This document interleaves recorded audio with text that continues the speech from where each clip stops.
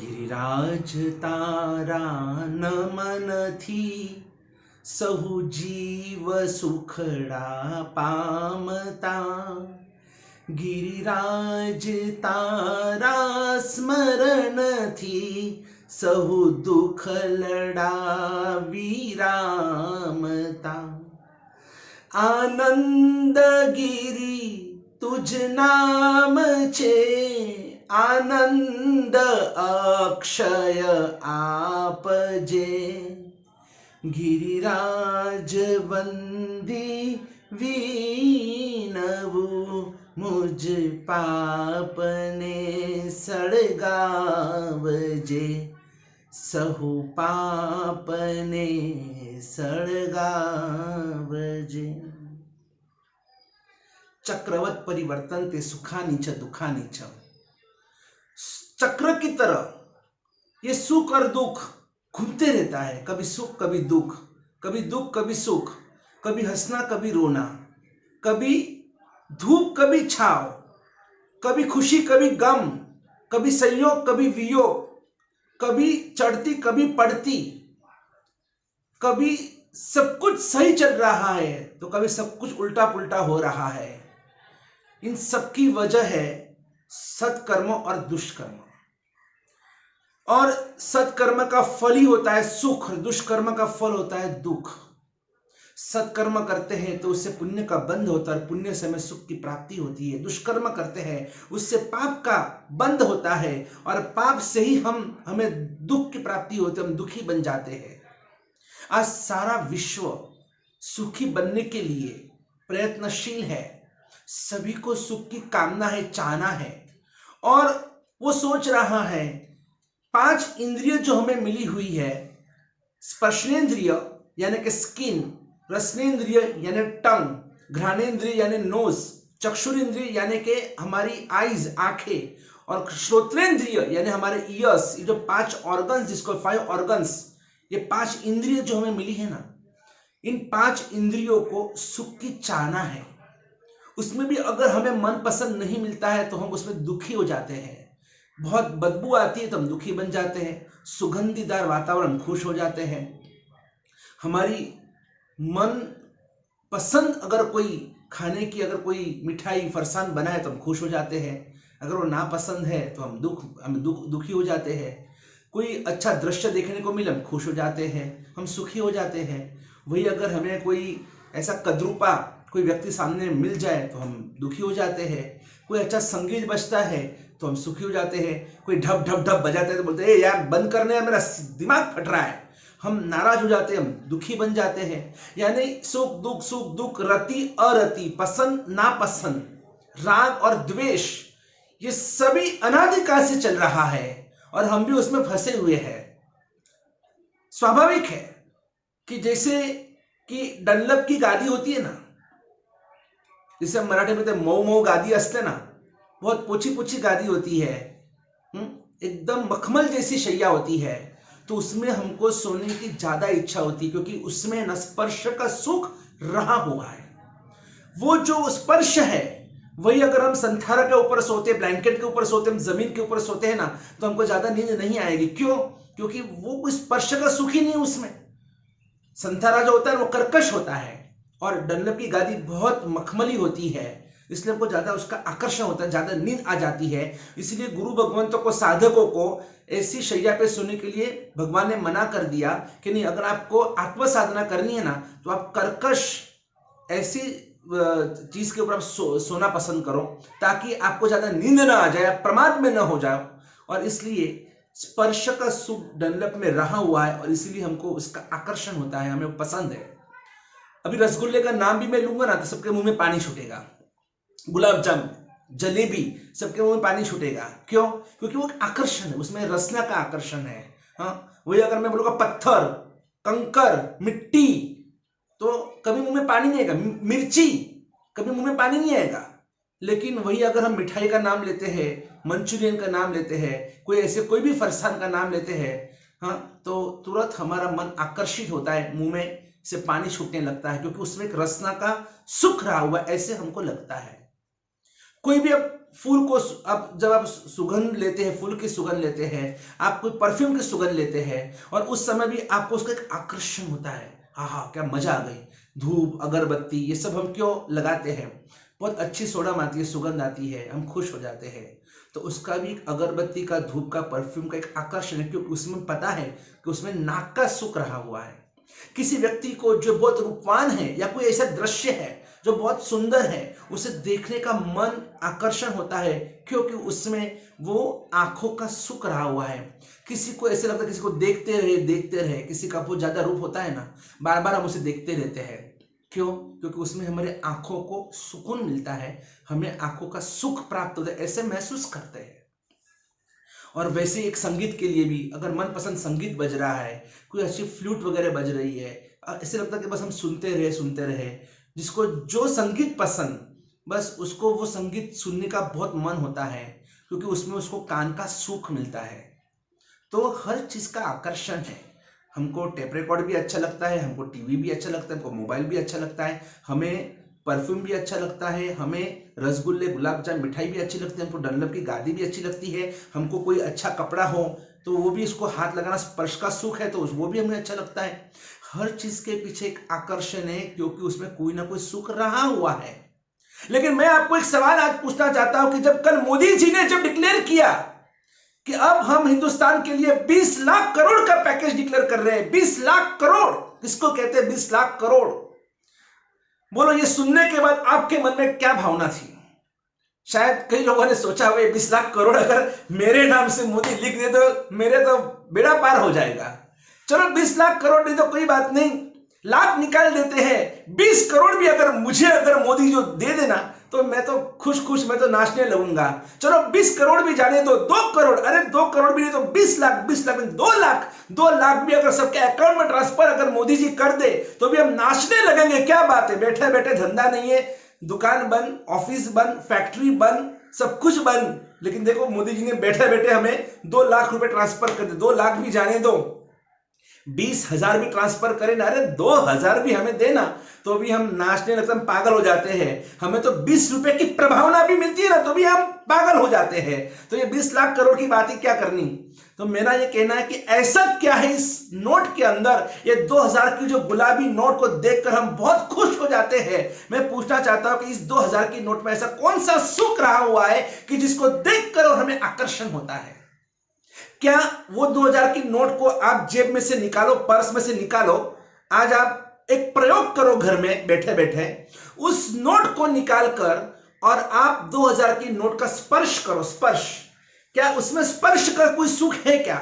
जो स्पर्श का सुख डनलप की गादी में है, ऐसा कोई सुख 2000 के नोट में है? पैसे में है कोई सुख है? नहीं है, आपको कोई स्पर्श का सुख नहीं मिलेगा। अच्छा एक काम करो, उस नोट को आप जबान के ऊपर लगाओ, चाटो उस नोट को, उसका कीमिया करो या उसमें मसाला डालकर उसकी आज सब्जी बनाओ, पैसे की सब्जी बनाओ, कभी चाखो, क्या उसका कोई टेस्ट है क्या?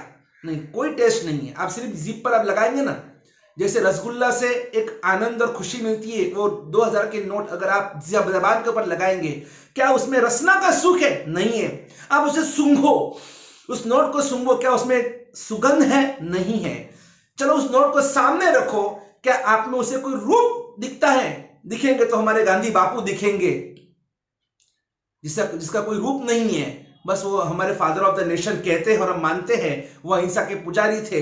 इसलिए जिस गांधी जी ने कभी नोट अपने पास रखी भी नहीं, जिस गांधी जी के पास नोट नहीं लंगोट थी, और आज हर नोट में गांधी जी आ गए हैं। और ऐसे गांधी जी को देखकर भी कोई हमें उसका कोई रूप तो दिखता नहीं है, कोई हमको आकर्षण हो। चलो उस नोट को अगर हम बजाए, उसको ऐसे ऐसे बजाए, क्या उसमें से संगीत निकलता है क्या? उन्होंने संगीत भी नहीं निकलता है ना। उस नोट में 2000 की नोट हो, 2 लाख की नोट हो, या 20 लाख हो, 2 करोड़ हो, 200 करोड़ हो, या 20 लाख करोड़ क्यों ना हो, लेकिन उस रुपए में से कभी ना तो उसमें कोई स्पर्श का सुख है, ना रसना का, न घ्राण का, न चक्षु का, न श्रोत्र का। फिर सवाल यह है कि उसका इतना आकर्षण क्यों है? क्यों हम उसके पीछे पागल है? क्यों हम उसके लिए हम इतना टेंशन लेते हैं? दुकान बंद, धंधा बंद, तो कितने टेंशन में आ चुका, क्या होगा, कैसे होगा, क्या वजह क्या है? बस एक ही वजह, क्योंकि हम समझते हैं कि अगर डल्लपी गादी चाहिए, रसगुल्ले चाहिए, अगर गुलाब चाहिए, अगर टीवी चाहिए, अगर फ्रिज चाहिए, अगर हमें टेप रिकॉर्ड चाहिए, अगर हमें मोबाइल चाहिए, कुछ भी चाहिए जिंदगी में, कुछ भी पाना है ना, तो वो बिना पैसा कुछ नहीं मिलेगा। पैसा होगा सब कुछ मिलेगा। कोई ना पूछे उसको भैया जिसके पल्ले दाम नहीं, भोले भाले इंसान का इस दुनिया में काम नहीं, और कोई ना पूछे उसको भैया जिसके पल्ले दाम नहीं। और इसीलिए हम ये सभी चीजों के पीछे नहीं दौड़ते हैं। ये सब किससे प्राप्त होता है? तो कि पैसे से प्राप्त होता है। और इसीलिए हम गादी के पीछे, गुलाब जामुन के पीछे, हम इन सभी चीजों के पीछे नहीं, हम डायरेक्ट हम ये सब जिससे प्राप्त होने वाला है ना, उस पैसे के पीछे हम दौड़ते हैं। पैसा होगा, ये सब कुछ मिलेगा, एक दिन के लिए नहीं, रोज मिलेगा। और वही कहना चाहता हूं, और वही महापुरुष हमें कह रहे हैं कि जिस तरह से पैसे से ये सब कुछ मिलता है, और इसीलिए हम इसके पीछे नहीं, जिससे ये सब मिलता है उस पैसे के पीछे हम पागल बनकर उसको प्राप्त करने के लिए हम दिन रात मेहनत करते हैं। तो सवाल महापुरुष ने हमको ये पूछा है कि पैसे से ये सब कुछ मिलता है, तो पैसा किससे मिलता है? पैसा किससे मिलता है? प्रारब्ध से मिलता है, पुरुषार्थ से मिलता है।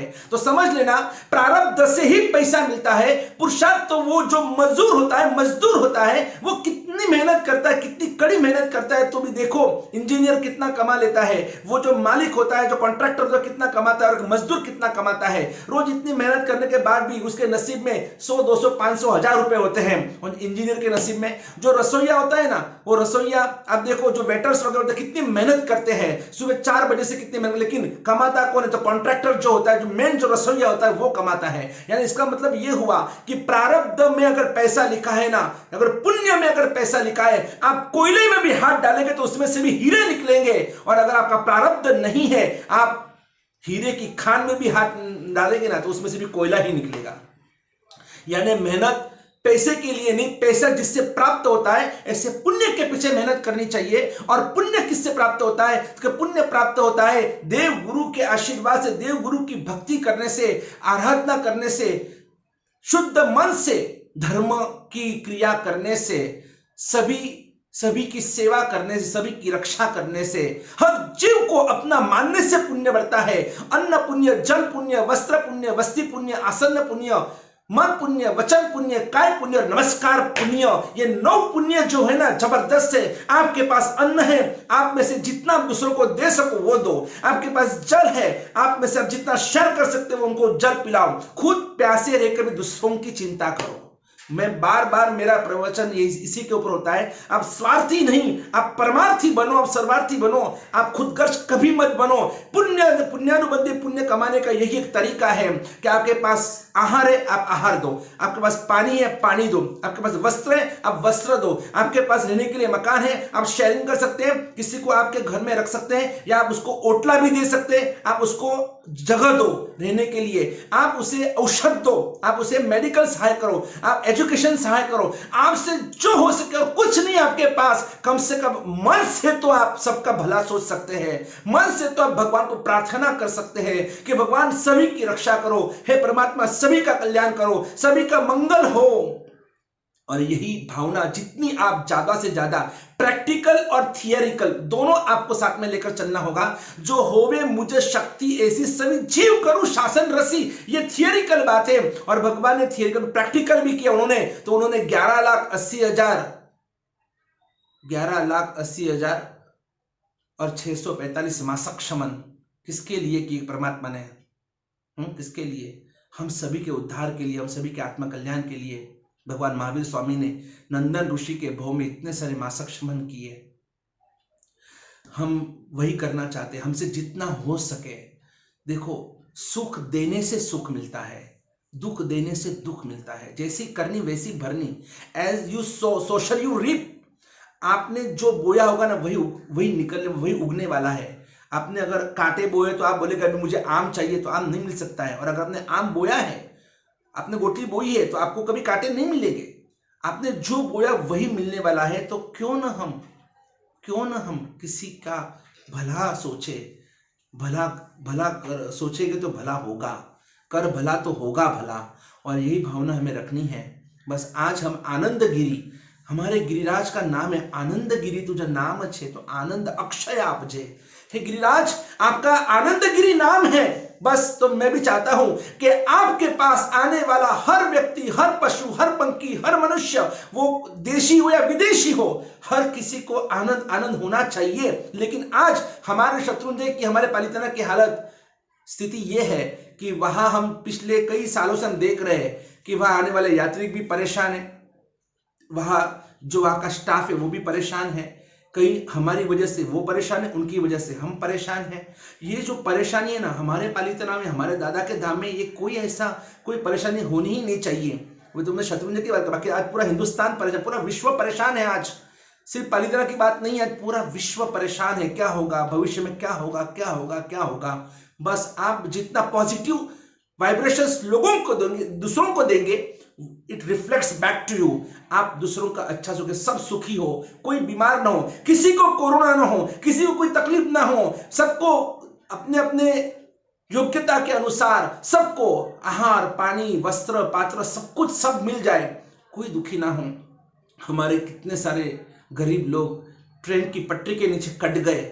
सच बोलना, ये समाचार सुनने के बाद कितनों ने उस दिन चाय का त्याग किया, कितने ने उस दिन खाने का त्याग किया, कितने ने उस दिन ये समाचार सुनने के बाद, रोज हम देखते हैं आज 50 मरे, आज 100 मरे, आज 500 मरे। वो जो वेदना है ना, वो जो फीलिंग्स है, वो संवेदना है, उसको हमको अनुभव करना होगा, और तो ही हम उनसे जुड़े, ऐसा समझना। बाकी तो नहीं तो तल तारा ने मग मारा, वो उनका देखे, हम हमारा देखे। ये स्वार्थ भाव कभी मत लाना, कभी मत लाना। आनंद गिरी को हम प्रार्थना करते कि हे गिरिराज, आप हमें सद्बुद्धि देना, हम सभी का भला सोचे। सिर्फ मेरे सुख का या मेरे दुख का मैं विचार ना करूं, मैं सभी के सुख का विचार करूं, सभी के दुख दूर करने के लिए मैं कोशिश करूं, मैं प्रयत्न करूं। और यही मुझे आप शक्ति दो, सद्बुद्धि दो, मुझे वो रास्ता दो कि मैं सभी का कुछ ना कुछ सही करूं।